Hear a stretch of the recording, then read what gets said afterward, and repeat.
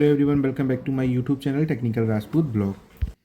So I hope guys आप लोग अभी ठीक ही होंगे, क्योंकि केमिस्ट्री के जितने भी स्टूडेंट थे हमारे AKTU के, केमिस्ट्री का पेपर बहुत ही ज़्यादा टफ क्या बोल सकते हैं, आउट ऑफ सिलेबस था। मैंने अभी जस्ट रिसेंटली में देखा पेपर, तो कुछ इस तरीके से पेपर बनाया गया था, तो पता नहीं क्या कि एग्ज़ाम से रिलेटेड कोई क्वेश्चन नहीं थे। अगर आप लोग 8 से 9 साल के कोई भी पेपर देख लेंगे ना, तो कुछ इस तरीके का पेपर अभी तक नहीं आया हुआ है केमिस्ट्री का। तो मैं आप लोगों से रिक्वेस्ट कर रहा हूँ कि आपके जितने भी कॉलेज के स्टूडेंट हो, फर्स्ट ईयर वाले, प्लीज़ आप लोग एक चीज़ करो कि अपने डायरेक्टर जो भी आप लोग के वो HOD होंगे या डीन होंगे, उनको एक एप्लीकेशन जस्ट लिखिए कि हमारा पेपर आउट ऑफ सिलेबस था, और सभी लोग साइन करिए, क्योंकि वो वहाँ से ईमेल में फॉरवर्ड करेंगे। अगर आप लोग एक एप्लीकेशन नहीं लिखना चाहते हैं, तो सभी लोग सेपरेट सेपरेट मेल अपने डायरेक्टर HOD को या फिर AKTU को भी मेल कर सकते हो कि इसके रिगार्डिंग कि पेपर बहुत ज़्यादा टफ था, मतलब टफ नहीं, मतलब इवनली कह सकते हैं आउट ऑफ सिलेबस था, और मतलब कि उतने लेवल का पेपर नहीं था कि जस्ट स्टूडेंट पास हो सकें। तो पता नहीं क्या ही किस टीचर ने ये पेपर बनाया हुआ है, तो पेपर उसके अकॉर्डिंग, पर फिज़िक्स का पेपर देखा जाए तो काफ़ी अच्छा पेपर आया था, इजी भी था पेपर, तो उसके अकॉर्डिंग जो मैंने वीडियो डाले थे। तो अब चलते हैं, फोकस करते हैं बेसिक इलेक्ट्रिकल इंजीनियरिंग की तरफ। तो देख लीजिए, लास्ट एग्ज़ाम बचा हुआ है, उसके टेंशन में आप लोग ये इलेक्ट्रिकल का और हमारे इलेक्ट्रॉनिक्स के जितने भी स्टूडेंट हैं वो एग्ज़ाम मत ख़राब करना, क्योंकि ये भी थोड़ा सा टफ सब्जेक्ट है, इसमें बैक लगने के ज़्यादा चांसेस होते हैं। तो आप लोगों के पास लिमिटेड टाइम है, तो मैं आप लोगों के लिए लिमिटेड टॉपिक्स ही लेके आया हूँ, तो ये कंप्लीट कर लेना, आप लोगों का मोस्टली सिलेबस कंप्लीट हो जाएगा। तो चलिए चलते हैं, यूनिट के अकॉर्डिंग लिस्टेड कर दिया है। यूनिट 1 मैथ्स एनालिसिस और नोडल एनालिसिस है, और स्टार डेटा ट्रांसफॉर्मेशन है। तो इससे रिलेटेड 7 नंबर का क्वेश्चन एक यहाँ से आएगा और 7 नंबर का यहाँ से, और दो दो नंबर से बाईलेटरल हो गया हमारा, और एक्टिव और पैसिव हो गया, KCL KVL हो गया, वोल्टेज सोर्स हो गया। तो 14 और +2 16 नंबर तो आप लोगों के एक यूनिट से आराम से आ सकते हैं, क्योंकि अगर आप लोग सेक्शन ए में अगर आप लोग एक क्वेश्चन करेंगे 2 मार्क्स का, सेक्शन बी में अगर आप लोग एक क्वेश्चन करेंगे तो 9 नंबर के, 7 और 2 9, और सेक्शन सी में आप लोग एक पहली यूनिट से एक क्वेश्चन करेंगे तो 9 2 16 नंबर आराम से आप लोगों के एक यूनिट से कवर हो जाएंगे, तो टेंशन लेने की बात नहीं है। अब यूनिट 2 में चलते हैं। यूनिट 2 में RLC का डायग्राम है, RLC सर्किट है, सीरीज़ है, RLC रेजोनेंस वाला क्वेश्चन है। जितने भी क्वेश्चन होंगे एक दो आप उनकी प्रैक्टिस कर लेना। अब एक्सप्रेशन ऑफ अ बैंडविड्थ से रिलेटेड अपर और लोअर फ्रिक्वेंसी की सीरीज़ में होना चाहिए, और एक्सप्रेशन पूरा एक्सप्रेशन करना है, बहुत ही इंपॉर्टेंट टॉपिक है इससे रिलेटेड। ठीक है।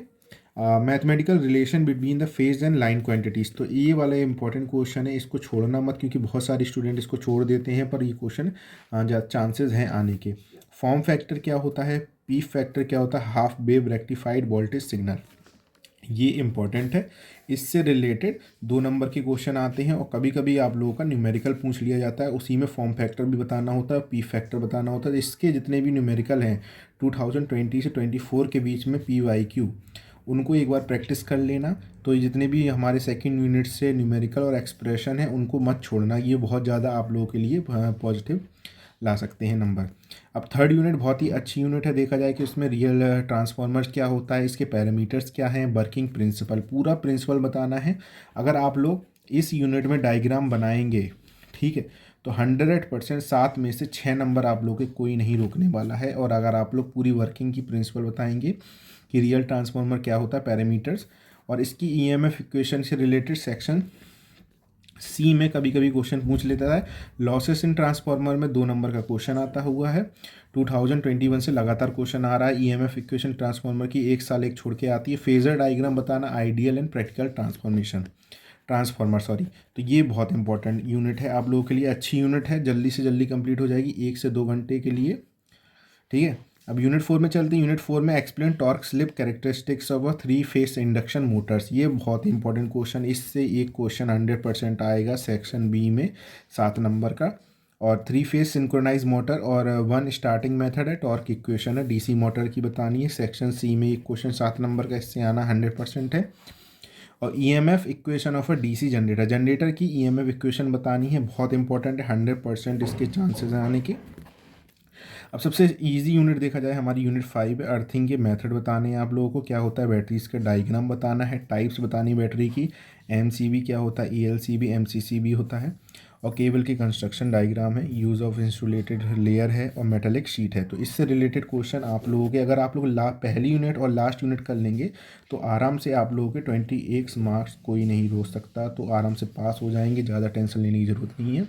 क्योंकि एमएसटी के पेपर की वजह से बहुत सारे लोग टेंशन में होंगे, सर हमारी बैक आ जाएगी, तो आप टेंशन मत लीजिए, आराम से एग्ज़ाम ये भी अच्छा जाएगा। क्योंकि इलेक्ट्रिकल में भी आप लोग को ध्यान देना है, अच्छा खासा सब्जेक्ट है।